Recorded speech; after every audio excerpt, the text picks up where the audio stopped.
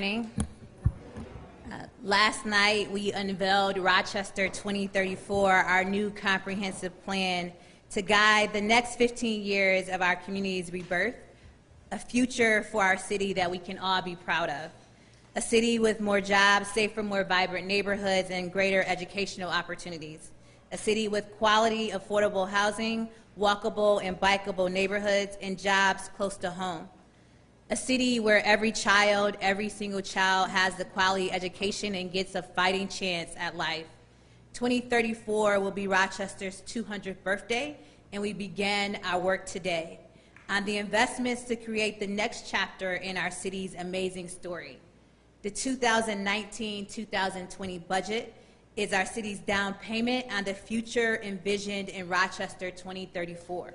This budget makes the investments necessary to lift as we climb so that no one gets left behind. We are investing in a future that is truly bright for everyone, no matter who they are, what they look like, or who they love. I'm proud that this budget, just like our comprehensive plan, was prepared in partnership with our residents through public meetings, a telephone town hall, and an online survey.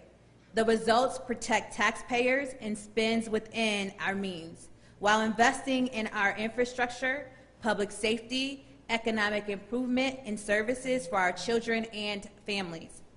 The 2019-2020 budget keeps the property tax levy flat. Let me say that again. The 2019-2020 budget keeps the property tax levy flat. We are not asking this community for one more dollar in property taxes. Total spending only increases by 1.8%. Water fees are up only 1%, and local work charges are up only 2%, all in line with the rate of inflation. Despite our continued structural deficit of $38.7 million, caused primarily by the disparity between the AIM aid we receive from the state and our MOE payment to the city school district, we still were recognized by Standard & Poor's as the best fiscally managed city in upstate New York.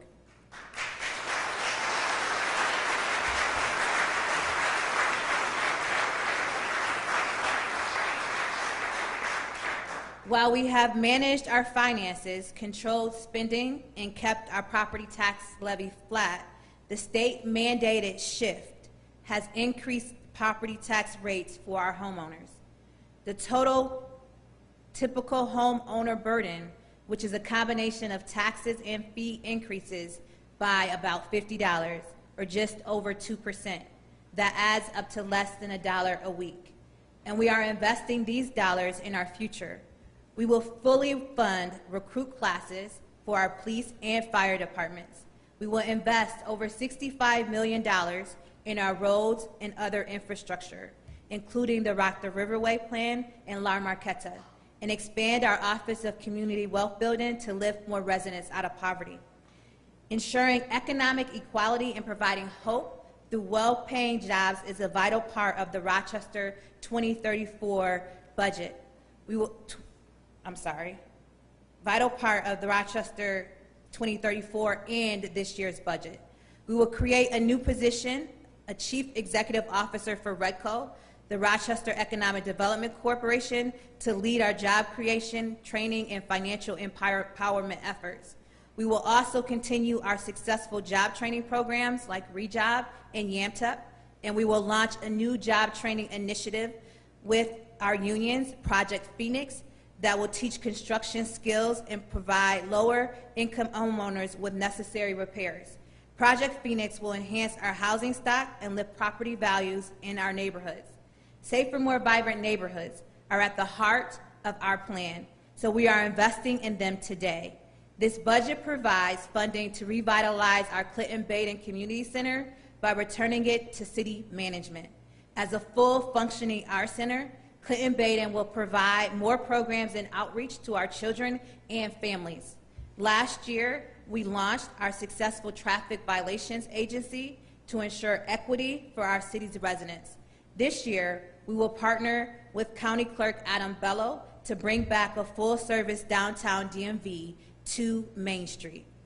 We will also join with our community to launch What's Good Rochester, a new social media effort to share with each other and the world what makes our city fun, special, and unique. It's time we all work together to trumpet our successes and tell Rochester's amazing story. Crime in Rochester is at historic lows, but we are not resting on our laurels. This budget expands service hours for our successful Pathways to Peace program, putting more team members out in our neighborhoods on evenings and weekends to create healing and prevent violence before it occurs. Police body-worn cameras are being upgraded and expanded to all officers who interact with the public. We are also funding a police accountability board to continue to build that trust. And at the very center of our community, at the heart of its future, is our children. Rochester's 2034 plan, as we unveiled yesterday, is about the legacy that we leave to them. We must provide them a city where they can thrive. We must make Rochester the place they want to call home, and we must renew that work today. Our 2019-20 budget does so by providing pre-K, literacy, STEAM programs, and others to make sure every city child is ready to learn and continues to be inspired to grow. We have increased library funding to support our New Americans and our youth programming. This budget continues to fully fund our maintenance of effort obligation to the city school district, despite my grave concerns that the system is broken and demands change. But have no doubt, we will not stop fighting on behalf of our children. We will not be silent. I will continue to stand up for them and demand that our state legislature take action on their behalf.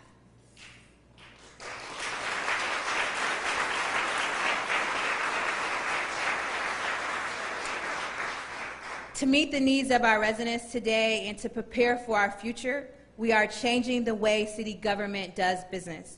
We are creating an office of project management and information services to oversee a digital transformation that puts the needs of our residents first and makes it easier for them to get what they need. This new office will report directly to the Deputy Mayor, James Smith, and be responsible for all our major technology initiatives. This change will break city government out of its silos and make sure all of our departments are working in concert to meet the needs of our residents. By starting today and investing as I propose in our city's 2019-2020 budget, we will meet the needs of our community and begin delivering on the promises of Rochester 2034. This year's budget controls spending in line with inflation, protects taxpayers, and invests in a future that we can all be proud of. I look forward to working with Rochester City Council throughout the review process with the full confidence that together we will adopt a budget that delivers more jobs, safer, more vibrant neighborhoods, and greater educational opportunities. Now, I would like for you all to give a big round of applause to our budget team and welcome our budget director, Chris Wagner, who still has black hair after preparing this budget.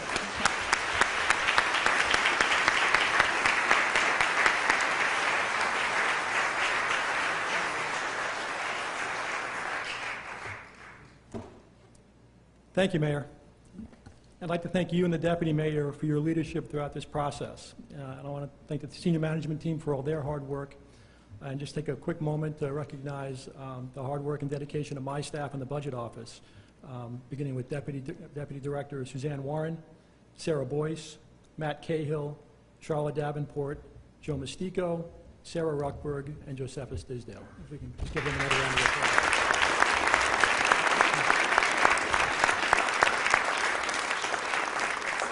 As the Mayor mentioned, the proposed 1920 budget totals $552,047,000, 1.8% higher than the current year budget, and again in line with the rate of inflation. We closed our $38.7 million gap and enabled $4.6 million in strategic investments through a combination of expense reductions and revenue increases as follows. Adjustments to planned capital spending of about $9.7 million, lower than projected pension and retiree medical expenses, about $3.3 million. Adjustments to debt service expense, $2.1 million, and departmental reductions in efficiencies of about $1.2 million. On the revenue side, we're using an additional $7.9 million in general fund balance than we expected to, recognizing increased sales tax revenue of about $5.3 million from our plan. Sales taxes continue to perform strong for us. Additional use of enterprise fund balance to support capital expenditures of about $3.3 million. We're using more premium and interest to pay debt service of about $2.3 million. We're realizing additional revenue from the sale and rental of real property, about $1.8 million. We're benefiting from surplus in our healthcare rate stabilization fund, the performance of our healthcare plan from last calendar year, so we can bring $1.5 million into the budget. Revenue generated from parking and other fee increases of about $900,000. Additional revenues from mortgage taxes and gross receipts taxes of about $800,000. The housing market has been strong, so we're benefiting from that. And other revenues totaling about $3.2 million, including additional revenues from the Blue Cross Arena at the War Memorial pursuant to our new management agreement, delinquent tax collections, use of cemetery perpetual care fund to help pay capital expenses, a transfer from refunds and overpayments, and revenue from the new parking meters that should be in by the end of this fiscal year. This budget assumes the use of about $14.6 million in general fund balance to balance the budget. We had a general fund balance of $91.3 million at the end of fiscal 18.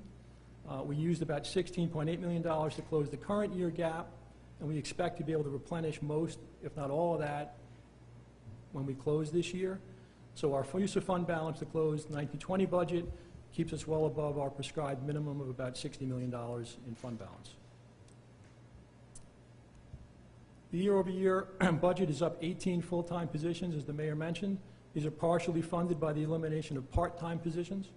By doing this, we allow payment of a living wage and address some succession planning needs in the city. Among the positions added are 2 full-time librarians at Lincoln and Maplewood branches, and a position in the community Office of Community Wealth Building.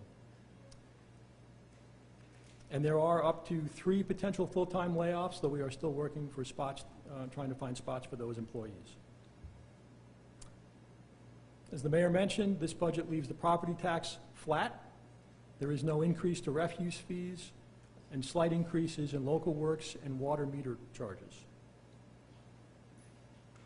So what all that means is the typical homeowner will see an increase of about $49.56. $40.66 of that increase is attributable to the state-mandated tax shift. So water charges add $4.26, and local works charges add $4.64 to the annual bill. This also results in an overall decrease of $450.34 to the average business due to a combination of the tax shift, the local works fee increase, an overall increase in assessed value.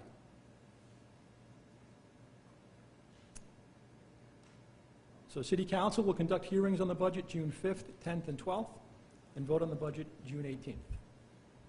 So with that, I'll turn it back over to the mayor.